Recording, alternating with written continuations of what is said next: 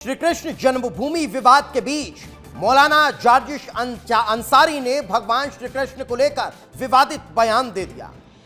मौलाना ने श्रीमद् भगवद गीता के एक श्लोक का जिक्र करते हुए दावा किया कि श्री कृष्ण जी पांचों वक्त की नमाज पढ़ते थे।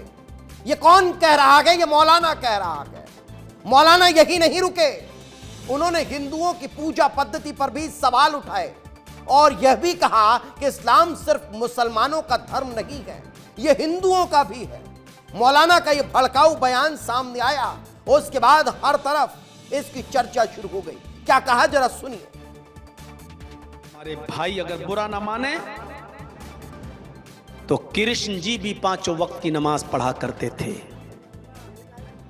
यकीन ना आए तो श्रीमद् भागवत गीता का छठा अध्याय का 10वां मंत्र देख लीजिए, जिसमें कृष्ण जी अर्जुन से कह रहे हैं कि हाय अर्जुन, ईश्वर की जब पूजा करो तो पूरे शरीर का योग करो। योगी अपनी किताबें तो यकीन मानिए इस्लाम से मोहब्बत करने लगेंगे, क्योंकि इस्लाम ये मुसलमानों का धर्म है ही नहीं, सिर्फ ये उनका भी धर्म है। तो मौलाना ने विवादास्पद बयान झारखंड में एक तकरीर के दौरान दिया। उन्होंने श्री कृष्ण जी नहीं बल्कि भगवान राम के बारे में भी टिप्पणी की। वीडियो सोशल मीडिया पर वायरल हो गया, जो बीती 23 जून का बताया जा रहा है।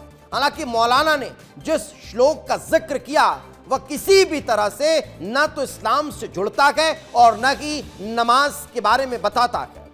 श्लोक में भगवान श्री कृष्ण अर्जुन को आत्म संयमित होकर योग साधना का संदेश दे रहे हैं। जानिए आखिर मौलाना ने किस श्लोक का जिक्र किया और उसका असल में अर्थ क्या है। चलिए मैं आपको बताता हूं। क्योंकि मौलाना ने तो कभी श्रीमद् भगवद गीता पढ़ी नहीं होगी और यही कारण है कि अब मौलाना को इस श्लोक का सही अर्थ बताना बहुत आवश्यक है।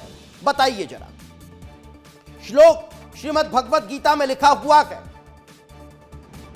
योगी युज्यत सततमात्मनाम रहसी स्थितम एकाकी यत चित्तात्मा निराशीर परिग्रह। अब इसका अर्थ जो मौलाना ने बताया है वो जरा समझिए। क्या लिख रहा है मौलाना, क्या कह रहा है? श्री कृष्ण अर्जुन से कह रहे हैं कि ईश्वर की जब पूजा करो तो पूरे शरीर का योग करो, यानी पूजा सिर्फ खड़े होकर नहीं, पूरे शरीर के साथ होनी चाहिए, पूरे शरीर का योग होना चाहिए। यह मौलाना बता रहे हैं। अब जरा इसका अर्थ क्या है वो समझिए।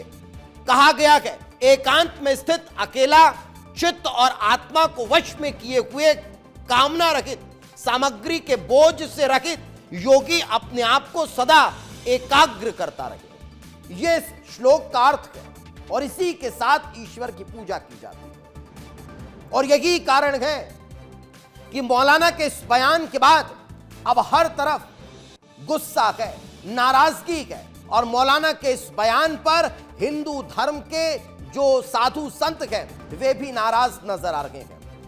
अब उत्तर प्रदेश के इटावा के रहने वाले और अक्सर अपने भड़काऊ बयानों के कारण चर्चा में रहने वाले ये मौलाना के बयान के बाद संत समाज ने भी विरोध करना शुरू कर दिया है। क्या कह रहे हैं महामंडलेश्वर शैलेशानंद महाराज और महंत सत्यानंद गिरी, सुनिए जरा।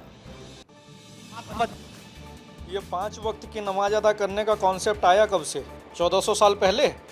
और श्रीमद् भागवत गीता का ज्ञान भगवान श्री कृष्ण ने कब दिया था? यदि हम इस चीज़ को देख लें तो दूध का दूध और पानी का पानी हो जाएगा। इस प्रकार के बेतुके बयान को देने वाले लोग, समाज में नफरत फैलाने वाले लोग, हमेशा समाज में कहीं ना कहीं नफरत के बीज बोने वाले लोग, सनातन पे कुठाराघात करने वाले लोग, इन सबों से मैं एक बात स्पष्ट में कहना चाहूँगा, मौलाना यदि अपने 2-3 पीढ़ी ऊपर देख ले तो वहाँ पे भी कोई ना कोई रामलाल या श्यामलाल ही होगा, कोई मौलाना नहीं होगा। क्योंकि इनका अस्तित्व कब आया? और इनको तो वैसे भी लोग मौलाना नहीं मानते हैं, 2ym दर्जे का अधिकार प्राप्त है इनको। तो जो वास्तव में ना हिंदू रहे ना मुसलमान रहे, यदि वो हमारे आराध्य पर विचित्र युग है। इस प्रकार के व्यक्तित्व जिनका स्वयं का कोई अस्तित्व नहीं, जिनके विचारों का अस्तित्व नहीं, जिनकी जीवन शैली से विश्व त्रस्त है, उस प्रकार के व्यक्तित्वों की बात पे प्रतिक्रिया देना अपने आप में हमारे स्वयं की शुद्धता का अपमान है। तो मैं चाहूँगा कि इस प्रकार के लोगों पे किसी भी प्रकार की बहस ना हो, किसी भी प्रकार की कोई प्रतिक्रिया की आवश्यकता नहीं। इनके समुदाय को ही चाहिए कि इनको इतिहास का संदर्भ दे करके, ग्रंथों का संदर्भ दे करके इनके मुख पे ताले लगाएं।